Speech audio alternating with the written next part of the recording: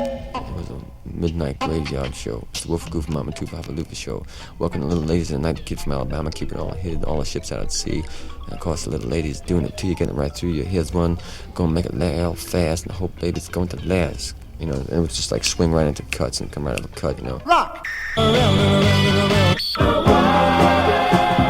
Greetings, everybody, and welcome to Rock Around the World from Hollywood. I'm Chuck Marshall, our guests, Peter Wolf and Magic Dick from the J. Giles Band. We got plenty of music in the 60 minutes to come. Actually, we'll be talking about all the years of the J. Giles Band and all the things it leads to. Well, Monkey Island is a journey in itself, and it's an album that took a lot of time for us. There was a lot of thought that went into it, and there's a lot of stories about it. And it's the first album that the Giles Band produced. We produced. It's the first album that we made without having to go on the road and jump back and forth. And our previous albums we've done where we'd go in the studio for 2 weeks and go on the road for a month, go back in the studio, and it takes a lot of energies. And sometimes you cut a track and you realize that you get back a month later and it's hard to get back into the swing of things, what we call the roll. And Monkey Island, this is we're celebrating our 10th anniversary as a band together, and we figured we made 9 albums, and we wanted to make an album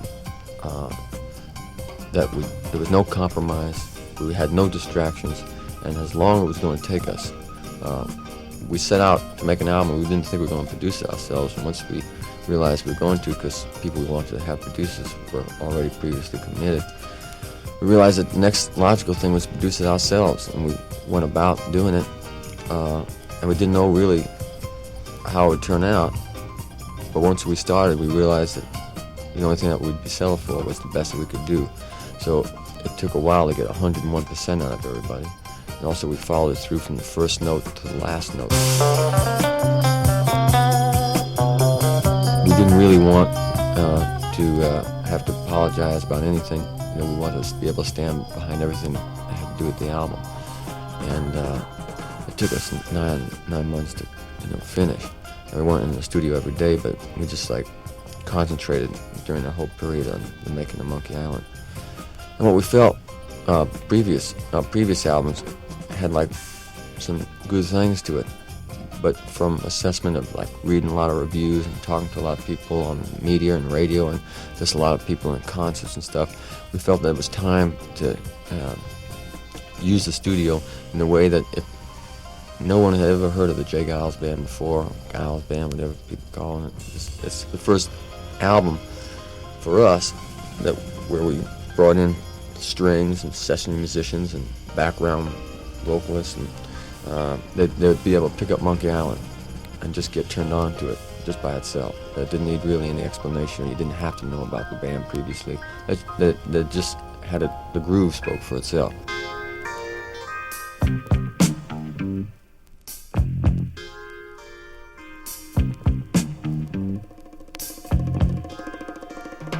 No one could explain it. What went on that night? How every living thing just dropped out of sight. We watched them take the bodies and roll them back to shore. Nothing like that ever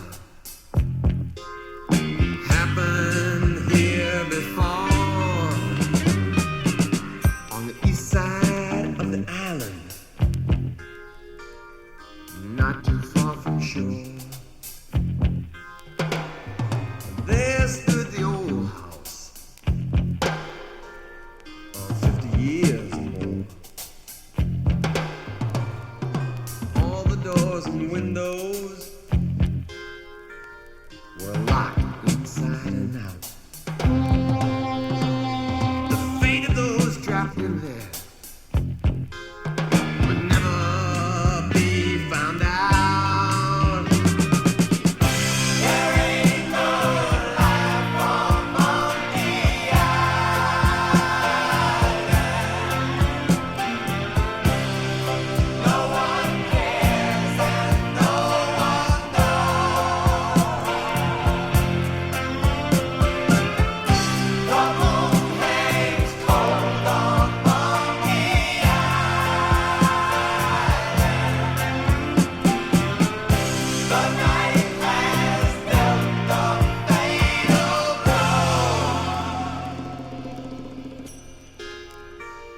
The fish jumped from the water and started walking home. The birds all started screaming and dove into the foam. The night came out of nowhere, and then a quiet rain. Footsteps through the darkness, down a half-forgotten lane. There ain't no life on Monkey Island.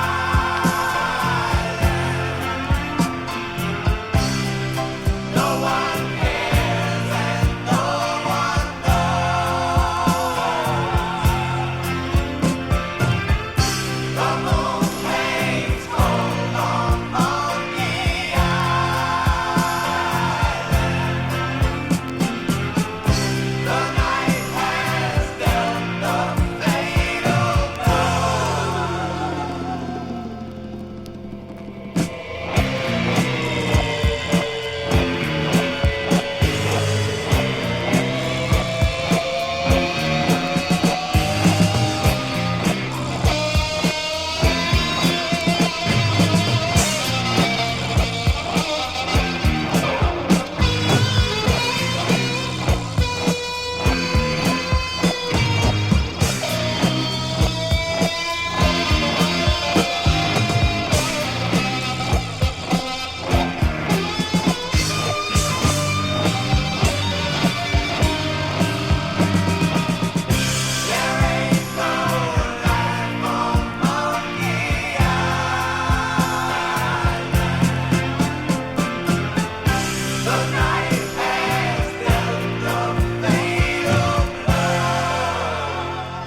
The whole band produced it, and it was interesting in different roles.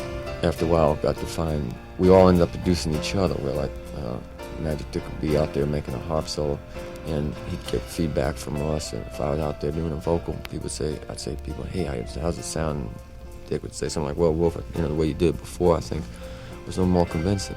So I'd go back out and try that approach. We really didn't know how much we'd be developing a song. Like on Monkey Island, we'd lay down kind of the rhythm track, and then we recut it again, and we just kept at it until we felt we had a consistent mood piece.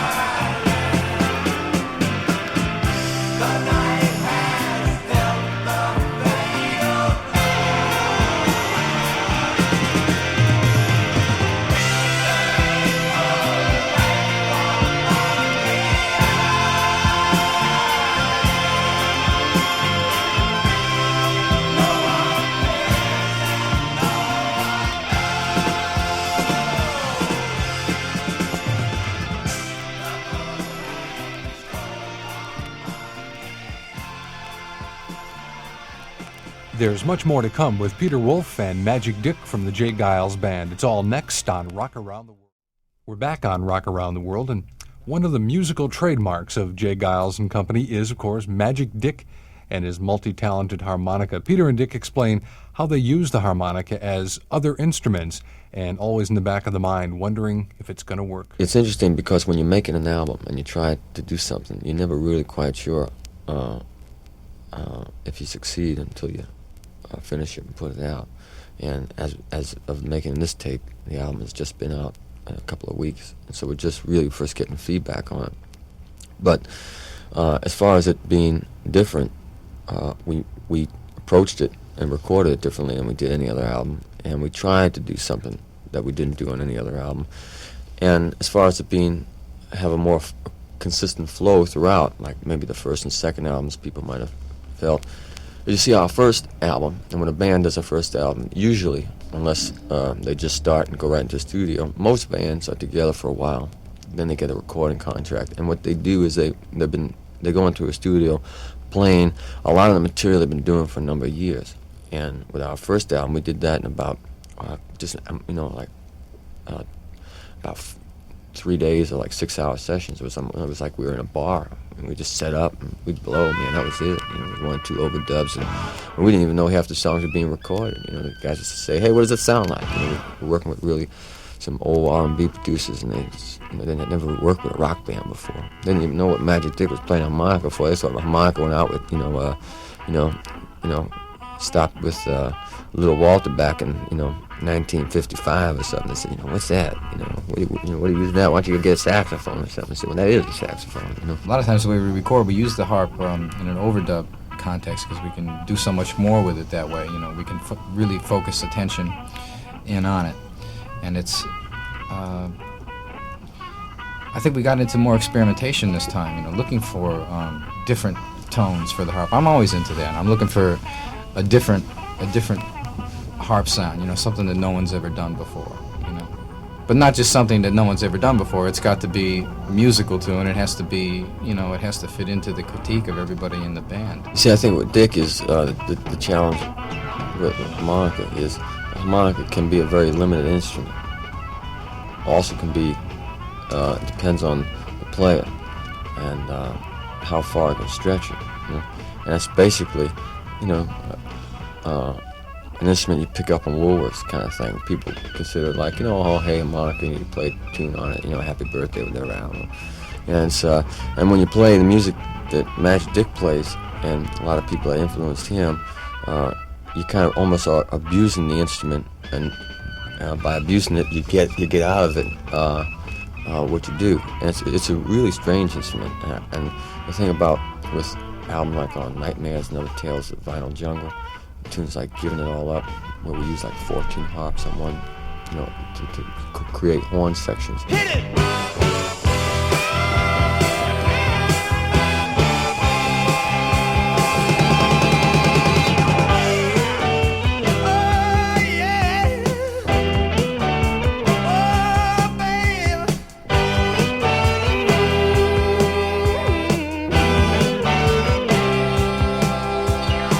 There's a lot of things where the harp is on a lot of albums that people don't even know it's a harmonica. Like we were playing back Monkey Island, and there's a solo on Monkey Island that Dick just blew out one day. It was like everybody just wow, just came right out. And when we played it back for other people say, "Wow, man, Jay, that's really good," or that's some kind of electronic thing. They don't realize it's the harmonica. So that's what's interesting about talking about an album, is sometimes information helps add to the enjoyment of it, or you kind of get a different perspective. My biggest influence in terms of harmonica styles is Little Walter, closely followed by both Sonny Boy Williamsons and Junior Wells, James Cotton, all the great Chicago harmonica players. And then very closely followed by a tremendous number of trumpet and jazz saxophone players. Like who? Like Louis Armstrong, Roy Eldridge, John Coltrane, Ornette Coleman. Everything from the day recordings were first made up until right now. In other words, I'm not locked into any one particular bag, but if it swings and it has emotion to it, that's where I personally am at, and I think that's where, as a band, we're kind of at.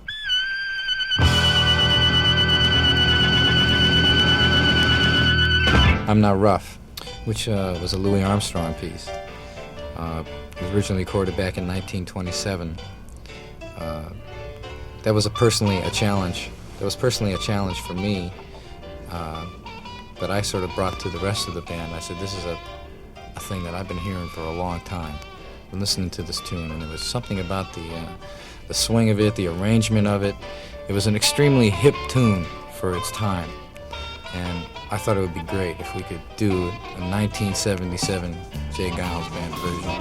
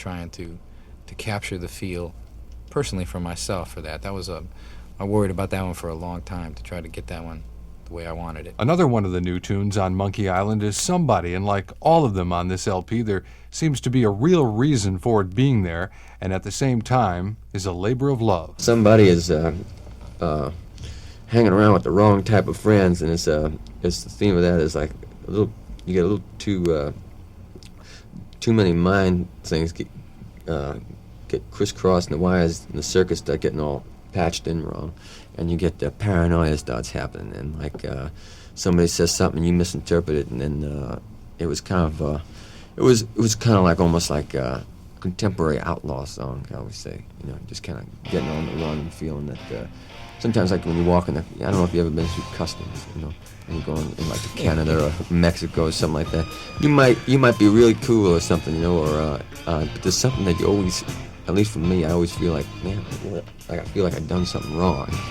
Shave that one and send them to my room. I didn't take the warning. I really didn't care. I had already gone too far to let them steal my share.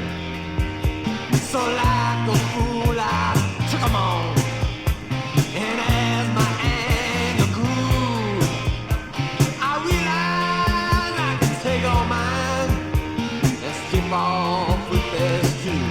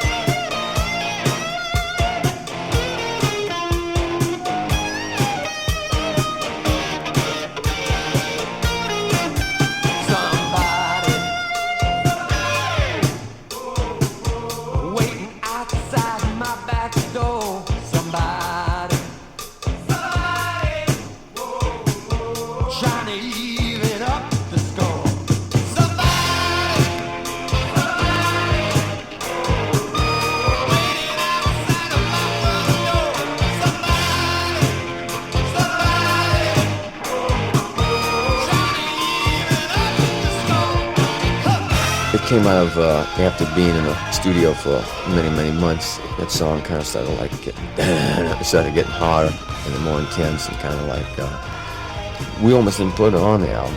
And after a while, we felt that the album really kind of needed it, and we're glad we did it. We included it, but it had that late night don't know what's happening next feel to it. But Rock Around the World do. How about the new Giles 45, You're the Only One? Well, it's queued up and ready to go next on Rock Around the World. Chuck Marshall here on Rock Around the World, and this week's guests, Magic Dick and Peter Wolf from the J. Giles Band, talking about their recently released LP, Monkey Island. We took a song like You're the Only One, and we recorded it in a lot of different ways. We arranged it in a lot of different ways, and we finally, the version that we have, which is now our single, it's kind of a decision that took a lot of time, and all six of us got together and talked about it, and some of us disagree with it, but we find after a while, what seemed right just kind of came natural. It's very hard to define it, just why I feel this way.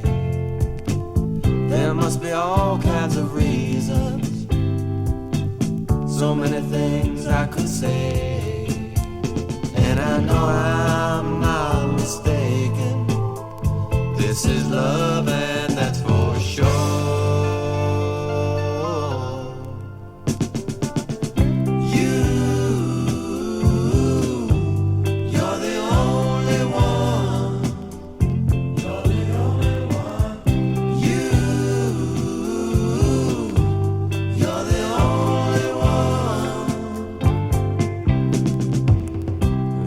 Times I remember, it wasn't so long ago. I was lonely, sad, and confused. I didn't know where to go. But baby, I wanna tell you just how good you make me feel.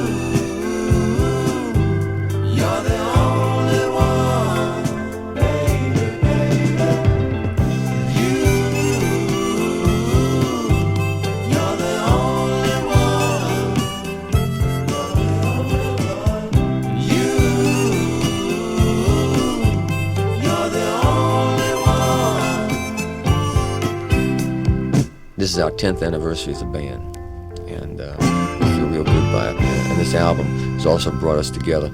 And a thing about sometimes when you go in and make an album, or you go in and do a tour, it usually tears away at you, and rather than bringing you together, it usually ends up pulling you apart.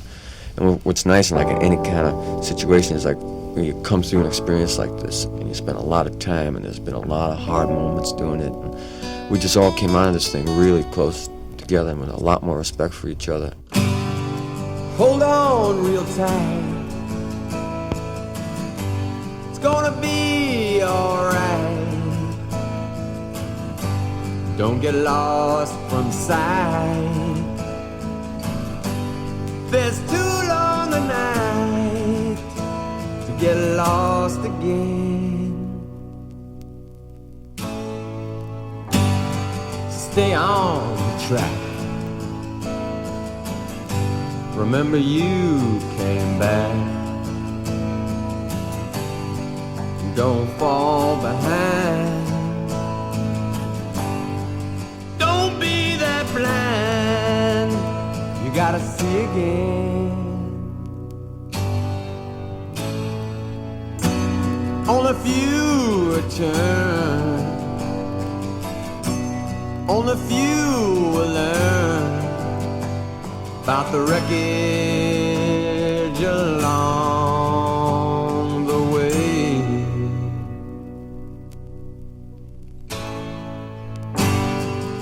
To see that face again, who would have believed it then? They had it all. How far they fall for the misery.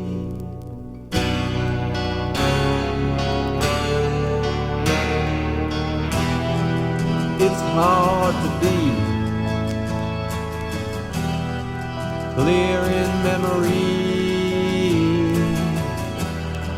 without being free of the agony. Just look at me, look at me.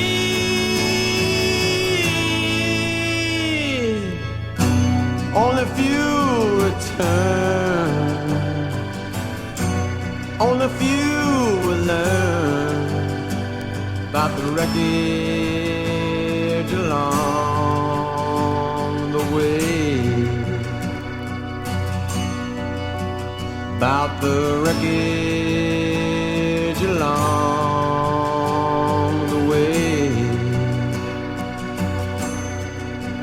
About the wreckage I've seen along the way.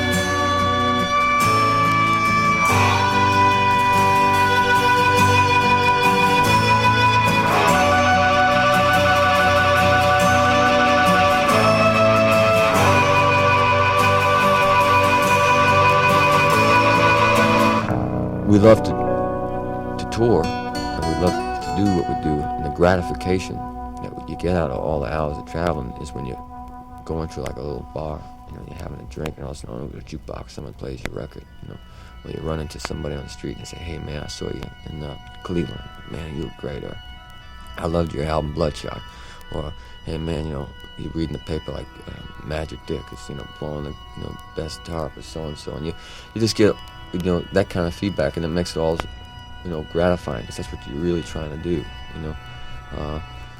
And it's difficult to maintain the kind of quality and the same type of intensity and credibility after a lot of years. You know, it's easy sometimes to lay back and maybe take a cheap shot or fall into a formula or try to follow a trend, sitting around with a, you know, with a car in the yard eating barbecue chicken or whatever, you know, sitting around throwing a, you know, hamburger, cheeseburger in the backyard, watching the baseball game of the week. Man, that wasn't the way we want to spend our lives. I mean, it's just like that's wasted, man. We got too much energy inside of us. So when we hit the stage, one thing we'd like people to know is that we're going to give them the best we can do. You know, they might not like it, but it's the best we can do. And like anytime they see J. Giles Band in town, they know that we're not going to be taking any easy shots. We're going to get out there and really work. And every time we go into a studio, we're going to try to always take it a step further. And Monkey Island came to that point where we either had to solve the situation for ourselves, please ourselves, and really make something that we really can get off on. Well, there's no sense of continuing as a band. And you have to do that to grow. Because if you don't grow, if you don't continue to grow, and you stay in the same place, then you're really dying. And that's the last thing that we want. And what was happening with the band was we got to a point where we have been around the world. We have been touring. We've been in all the states. We've been in playing small clubs, big clubs, huge stadiums. We played with the worst of them and the best of them, and we've seen a lot of things go down. We've seen a lot of people burning themselves out. We've seen a lot of people doing crazy things, unnecessarily so. We've seen people, throw things out of windows, throw themselves out of windows. We've seen all sorts of wreckages along the way, and they all leave impressions on you. We've been hurt, abused, misused. Some wounds heal, don't leave no scars. Some wounds do leave really deep scars, and that's what that's what the whole thing about getting out there. And after a while, we realized is that it wasn't just going out and touring and going, oh yeah, in front of people, yeah, here we are, and dressing in silver clothes and getting your picture on Teen Scene magazine. But what really was important to us was trying to make hopefully some contribution. It doesn't necessarily have to say anything, in the sense of like it could just have a good groove to it. It doesn't have to necessarily be philosophically profound, it could just have like an intensity to it and do nothing more than be really a rhythm track, but still, as long as it has an intensity. In baseball, it's called the on-deck circle. Now, in rock and roll, it can be any variety of habit, ritual, superstition, stimulant, depressant, whatever. Not to be outdone, Jay Giles does his own version. He always comes to the gig an hour and a half to 2-3 hours early. Gets into the dressing room, locks the door, takes his guitars out, tunes them up real quick, sits down, gets himself, I don't know why to this day, he never drinks, when we're not on the road, he never touches a drop of it. When we get on the road, he gets 2 chilled, ice cold bottles of Thunderbird. And that stuff is mean, man. I can't even smell that stuff. And Lighter fluid. I mean, yeah, you can use that in your lighter, man. And you can run your car with that stuff.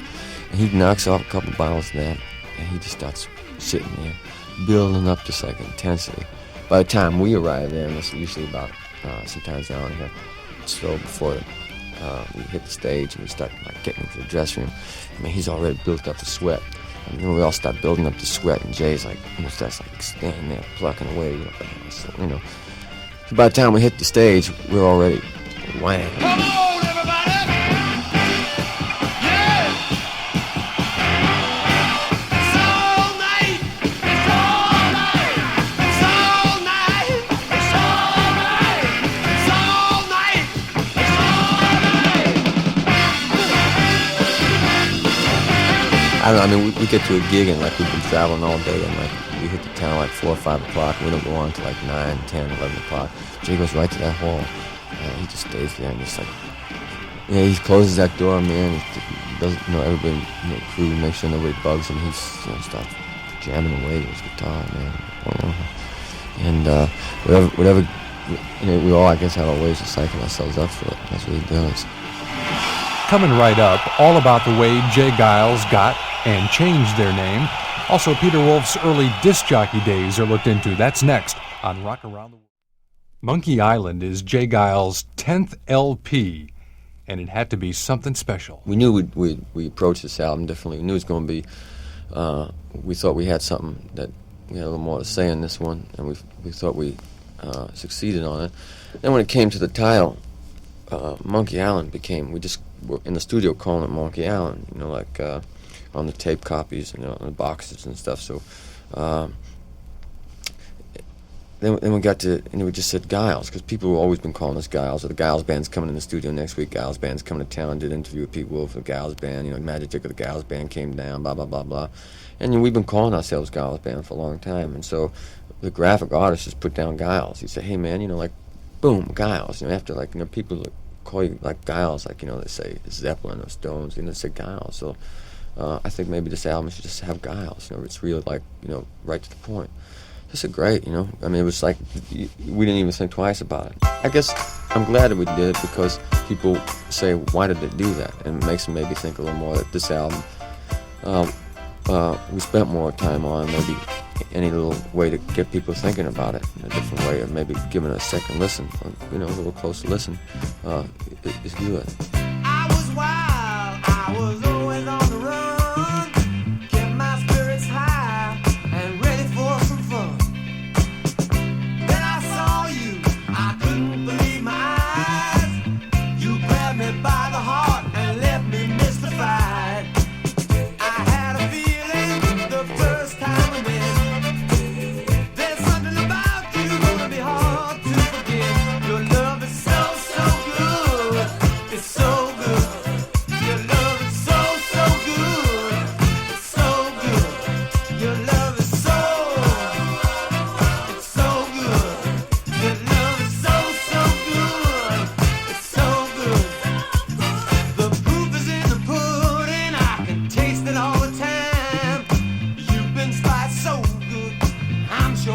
you're mine.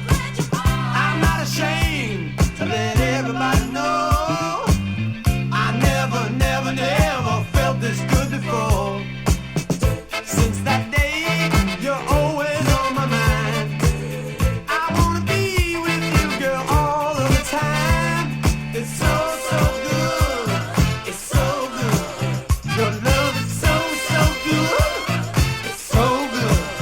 Your love is so. It's so good. Your love is so, so good. It's so good. Listen. Come on.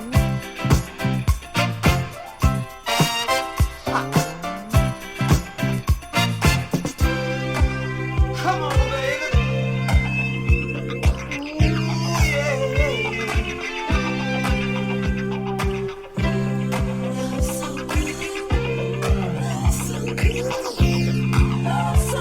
It's so darn good.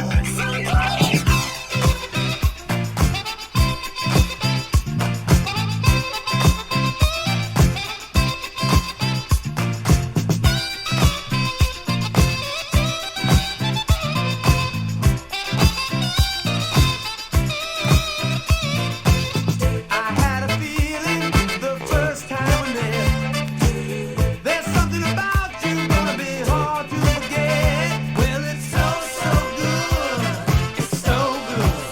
Your love is so, so, so, so good. Your love is so, so good. Your love is so, so good. It's so good. I Do is a song that we had wanted to record for a long time. We'd always liked it. It was a song that was originally done by the marvelous Mighty Marvelows about 1960 or so. And it never was was never really big on the charts, but it was always dear to our hearts. And we figured we'd just do it because it had that old New York Street high school feel to it. 1, 2, 3, 4.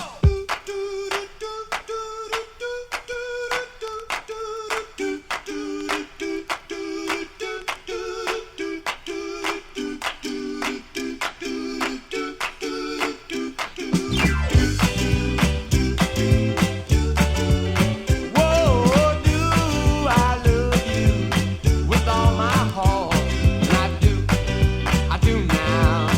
Yes, I do.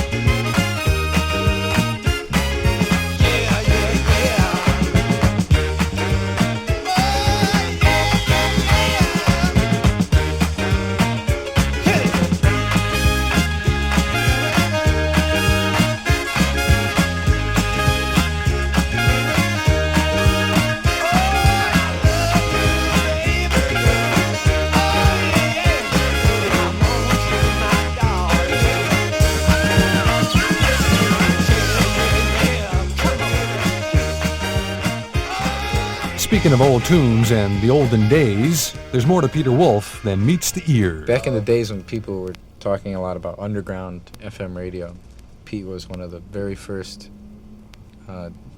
underground DJs. Boy, he had a show that was on at 1 to 10. It was a 10.5. It was a midnight graveyard show. It's the Wolf Goof Mama Tufa Lucas show. Welcome the little ladies of the night, the kid from Alabama, keeping it all hid, all the ships out at sea. And of course the little ladies doing it to you, getting it right through you. Here's one, gonna make it last fast, and I hope baby it's going to last. You know, and it was just like swing right into cuts and come right out of a cut, you know. That's Bobby Blue Bland doing it to you, you know, sounding grand. And now we're going to turn it around and do a little something by James Brown, you know, that kind of thing. Or Silver Dollar Joe would call up and it was requests. It was great. We'd be working like at gigs and doing clubs and rushing back in, you know, to do the radio show. I learned an awful lot by doing that. You got a whole different perspective from an audience. You got to talk to a lot of people, and you got to see what happens to a record, you know, when it comes into studio, and you got to see how it gets programmed and how a lot of records get missed, and how, you know, how important certain things are, like the graphics, or how a promotion man, you know, talks and explains things, or how when a group comes up to do an interview sometimes, you know, how sometimes it can turn people on or do the opposite, turn people off. Like, I really liked that guy until I met him, you know. And the radio is such a strange illusion. I mean, I grew up with a radio under my pillow. You know, it was before they were really small, so I had to have a kind of big pillow. I mean, I came from New York City, and I grew up with people like there was Jocko Henderson, the magnificent Montague, that would be talking late at night about 4 o'clock in the morning, saying, "This is the magnificent Montague talking to you, telling you that, darling, put your little lips to the phone. If you have a lover out there and you left him all alone, call him again, call her again. You know, love comes once, and when it comes, you better grab it fast, because sometimes the love you won't grab ain't gonna last." Or you have Jocko's Rocket Ship Show. Ooh, Papa Doo, and how do you do? Time right now is 11:15, talking to you on Jocko's Rocket Ship Machine. And the music that they were playing was like great. I mean, it was all like you had Alan Freed, and it was exciting because it didn't fall. There wasn't people writing books about it. It wasn't magazines written about it. Nobody even, you know, all it was like newspaper articles coming out saying rock and roll is going to make your kids sterile. You know, rock and roll is going to make your kids go out, you know, rip off antennas, you know, and like rock and roll is going to make your hair fall out and give you cavities. And it was just nobody really quite knew what was happening. But like the kids, and you know, I was one of them. I mean, I couldn't get away from this stuff, man. I became a rock and roll addict. You know, like I would go to the stage shows, and that's when I really started getting into music. You know, I was into painting for a long time, but like music was real important to me. You know, when I go to see like Jerry Lee Lewis, go to see Screaming Jay Hawkins, you know, go to see Little Richard tearing it up, jumping on the top of the piano, Chuck Berry, you know, bouncing across the stage, see the Chantels, the Flamingos, you know, Frankie Lyman and the Teenagers. Then when I got a little bit older, I would go to Apollo and start seeing people like James Brown, the early, you know, Smokey Robinson, the Miracles, people like, you know, the early Temptations when they first started out, and people like Diana Washington, and just such an incredible, rich source of music. And then even started getting into like jazz and going to Birdland and catching people like, you know, Miles Davis, seeing John Coltrane, just seeing a whole other different type of thing. Then when we're traveling on the road, I mean, I remember going into the Opry and just, you know, starting to go into these small clubs and seeing all the, you know, music. It's strange, like today people with music say, you know, well, what do you think about punk rock? I say, well, what's punk rock? You know, it's like, people say to us, you know, hey, you guys were the first punk rockers, you know, we look at your album cover now, you know, what do you think, you know? And, you know, it's like we've been through, like, where there was so-called acid rock, heavy metal rock, and it's like, it's usually people or bands that allow themselves to be, you know, paraphrased as like this kind of band or that kind of band.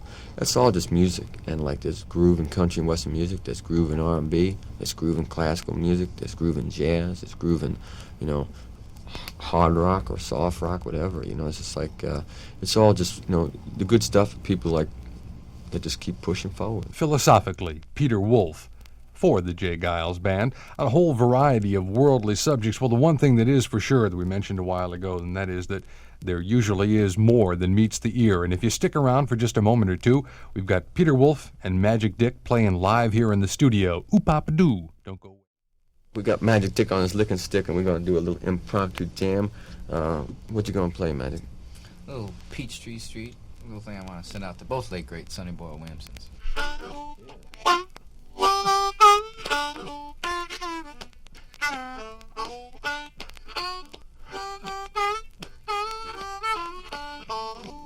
Look at there, honey, ooh-wee. Look at there, baby, mercy me. Look at there, honey, ooh-wee. Way over yonder by the peachy tree. Now I like your peaches. They're so mellow and fine. They're right. I'm just crazy about your orchard. Keeps me begging all the time. Look at there, honey, they're big and fat. Look at there, boys, they're good like that. Look at there, honey, ooh-wee, way over yonder by the peachy tree.